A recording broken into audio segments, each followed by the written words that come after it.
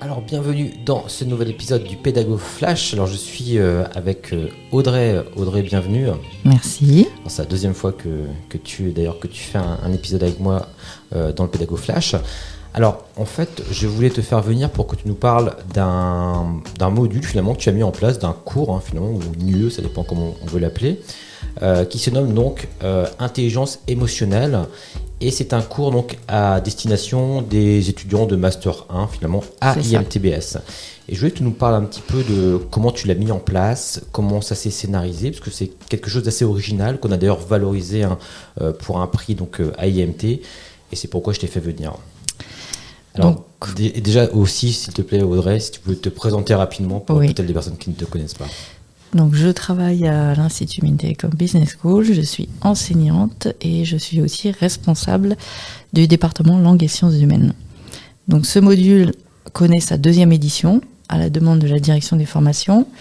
Aujourd'hui, on parle beaucoup d'intelligence cognitive, bien sûr, mais aussi d'intelligence artificielle et d'intelligence émotionnelle. Donc, nous avons décidé de nous emparer de cette thématique et de monter un module très original dans le sens où j'ai choisi l'approche par le sensible. C'est-à-dire que c'est une démarche inductive et sensible qui permet aux étudiants de rentrer dans le sujet, l'intelligence émotionnelle en l'occurrence, par le corps, par des ateliers de pratiques artistiques. Aujourd'hui, la médiatisation, elle est constante avec la pratique des écrans, qui sont parmi nous, avec nous de manière permanente. Donc l'objectif était d'aider les étudiants à se reconnecter à eux-mêmes, à se reconnecter à leur propre corps, à connaître donc toutes sortes d'émotions à travers les ateliers de pratique, et ensuite à adopter une perspective critique, théorique, pour réfléchir sur le vécu dans les ateliers. Ok, super, parfait. Alors d'ailleurs, on en avait discuté et c'est vrai que au niveau de la sélection des étudiants, quelque chose d'important à préciser, c'est qu'il me semble que ce n'est pas obligatoire. C'est bien ça ? Oui, c'est un point majeur. Effectivement, les étudiants sont volontaires, ils s'inscrivent à ce module ou pas. Donc, on a effectivement une cohorte d'étudiants a priori prêts à s'engager dans ce module original. Non, c'est vrai que c'est un point important peut-être pour les collègues qui souhaiteraient mettre ce genre de choses en place, parce que c'est vrai que c'est un module dans lequel tu vas les mettre finalement en inconfort. Il y a toute la question du corps et tout le monde n'a pas non plus le même rapport au corps entre guillemets.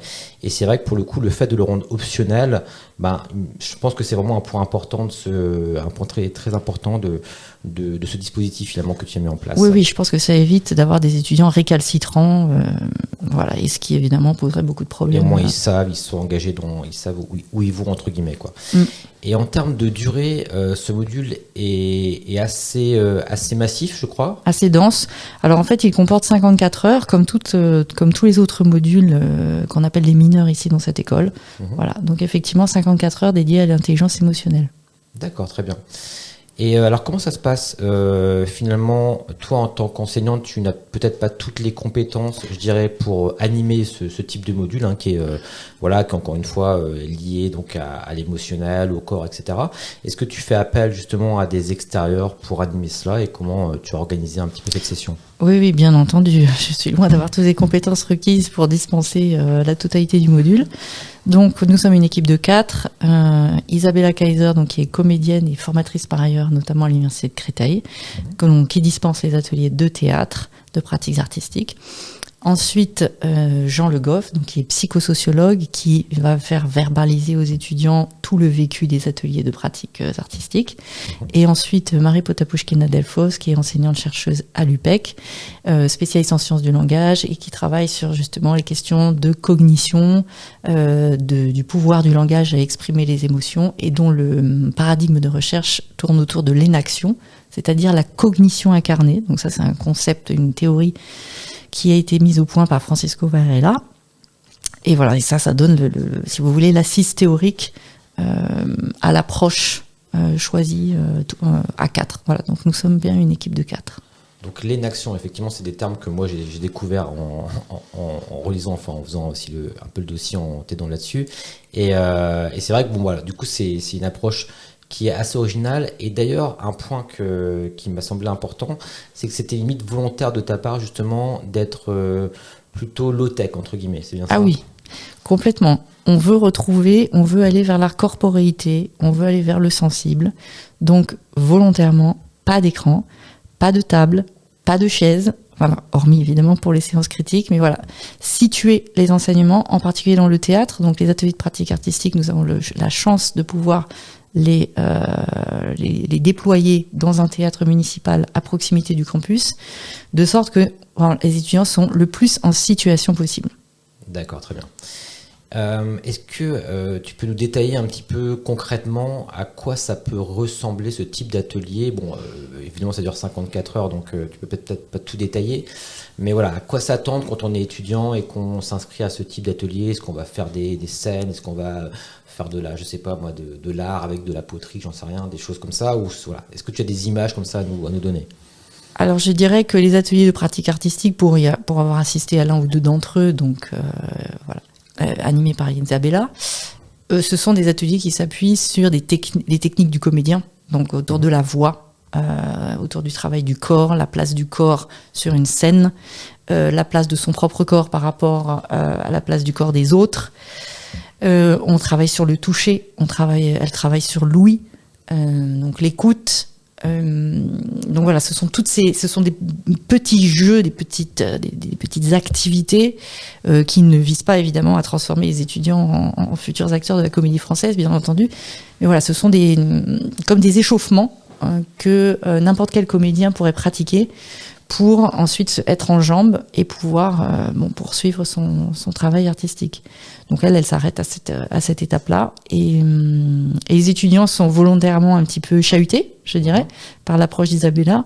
Mais à partir du moment, effectivement, où ils sont volontaires, ça fonctionne. D'accord. Et est-ce qu'il y a peut-être des personnes qui ont peut-être pas apprécié, d'autres qui ont beaucoup apprécié? Est-ce que tu as évalué justement ce dispositif? Et auquel cas, est-ce que les résultats, entre guillemets, qu'on a eus montraient qu'il y a un intérêt certain pour les étudiants, de la part des étudiants? C'était unanime.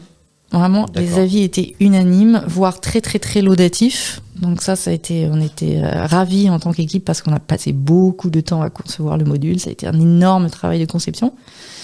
Donc sur l'ensemble de la promo, franchement, il n'y a pas eu un seul avis négatif. Donc ça nous a vraiment encouragés à poursuivre cette année, évidemment, à affiner à la marge le module.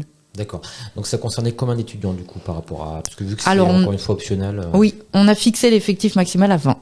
D'accord, un petit Parce groupe, que sinon, le travail de proximité qui est demandé, il y a un travail d'écoute très important par les enseignants, des étudiants. Au-delà de 20-22, ça devient impossible. D'accord, je suis curieux d'ailleurs parce que c'est vrai que les étudiants ils se connaissent pas tous forcément dans des grandes promotions, parce qu'on a des promotions de 80 voire 120 personnes. Et est-ce que du coup tu as eu des retours sur le fait que peut-être ça crée des liens entre eux? Oui, absolument. Un des premiers objectifs d'ailleurs des ateliers de pratique d'Isabella, ça a été de constituer le groupe, de créer le groupe via toutes les activités menées, de sorte qu'ils aient confiance les uns envers les autres et qu'ils puissent se lâcher et ne pas se sentir jugés. Donc il y a un gros travail de constitution et de cohésion. Ok, très bien. Bah écoute, parfait, en tout cas c'est super clair. Donc en tout cas ça a été a priori bien perçu. Donc l'an prochain, est-ce que tu reprends exactement, je dirais, la formule que tu recalques sur celle de cette année? Ou est-ce que tu vas quand même modifier des choses? Alors donc on a, voilà, comme on l'a dit, donc tu es plutôt low-tech, mais est-ce que tu vas pas intégrer aussi, pourquoi pas, de la vidéo, des suggestions, de la photo, je sais pas, hein, voilà, c'est des idées comme ça, ou est-ce que vraiment on va rester sur cette idée de un petit peu en intimité pour faire ces ateliers? Alors je dirais, pour répondre à ta question, qu'on attend la fin de la 2e édition, donc qui est le 21 mai, et donc ensuite le travail de débrief avec l'équipe pour pouvoir prendre des décisions pour l'année prochaine. Même si j'aurais tendance à dire que a priori, je n'irai pas vers la vidéo ou quoi que ce soit, parce qu'en fait, l'introduction de la vidéo vient médiatiser les choses et vient biaiser l'expérience très intime et très personnelle que les étudiants vivent, en particulier dans les ateliers de pratique artistique. Maintenant, c'est pas une fin de non-recevoir, parce qu'évidemment, voilà, le module est co-construit avec les collègues. Donc c'est une piste qu'on n'écarte pas a priori, et peut-être qu'on ira vers là quand même, on verra. Ok, très bien. Et j'étais également curieux de savoir un petit peu comment étaient évalués finalement les étudiants, parce que ça rentre quand même dans le cadre voilà, de leurs études, c'est-à-dire voilà, ils ont un diplôme après pour être manager, etc. Et est-ce que déjà, vu que c'est 54 heures, donc si je dis pas de bêtises, ça devrait être 2 voire 3 ECTS. Je sais pas si c'est le cas. Oui, c'est même plus, oui. D'accord. Donc voilà, donc c'est même plus. Donc pour eux, ça a vraiment un intérêt assez important en termes de diplomation.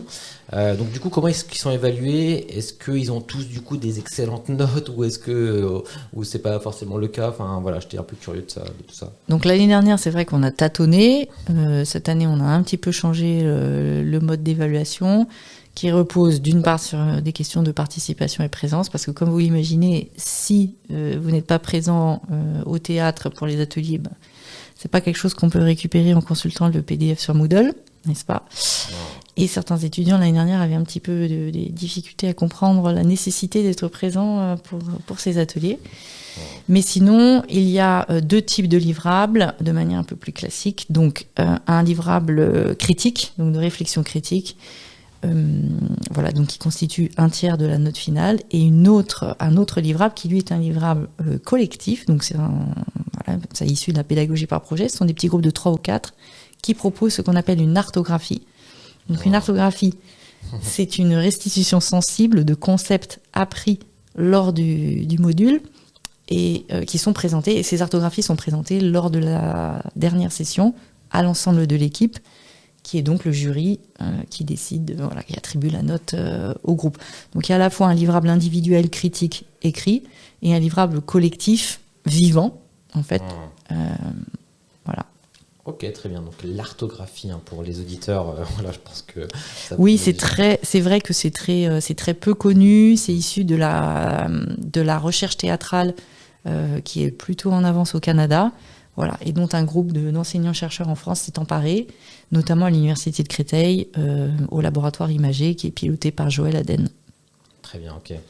Et est-ce que les étudiants, entre eux, ils vont aussi, pourquoi pas, donner leur avis sur les prestations des autres? Ça pourrait être une démarche intéressante aussi. Oui, ça c'est vrai qu'on ne l'a pas fait lors de la première session, la première édition, mais on peut tout à fait on pourrait tout à fait intégrer cette dimension dans l'évaluation. C'est une piste de développement. Ouais, ce qui peut être intéressant pour justement l'esprit critique, entre guillemets, qu'ils puissent voir un peu, de juger aussi les autres par rapport à ce qu'ils ont fait, par rapport à eux-mêmes, etc. Je pense que ça peut être quelque chose d'intéressant. Oui, tout à fait. Ok, très bien. Je pense qu'on a à peu près fait le tour de la question. Je ne sais pas si tu avais des choses à ajouter par rapport à ce dispositif. Écoute, je crois pas. Je dirais simplement pour conclure qu'on est quand même fiers de cette réussite, d'avoir suscité l'engouement des étudiants et de voir que cette année on a à nouveau fait le plein. Donc c'est une belle récompense pour tout le travail effectué. Donc il y a des listes d'attente du coup? C'est ça, il y avait une liste d'attente. Oui. D'accord, ok. Et bon, c'est vrai qu'on essaye quand même, parce que ces étudiants ne sont pas des futurs comédiens du conservatoire, on est bien d'accord, ce sont des futurs managers en entreprise, donc de toujours situer cette question de l'intelligence émotionnelle dans le contexte de l'entreprise, donc de rattacher ça effectivement à toutes sortes de situations qui vont être amenées à vivre pour que la réflexion soit bien ancrée dans les problématiques qui vont être amenées à connaître. Ok, écoute, parfait. En tout cas, merci Audrey pour merci beaucoup Julien. Très complet. Et puis je te dis à bientôt, peut-être pour la 3e, j'espère. Peut-être. Et puis je dis à très bientôt à tous les auditeurs du Pédago Flash. Merci à vous.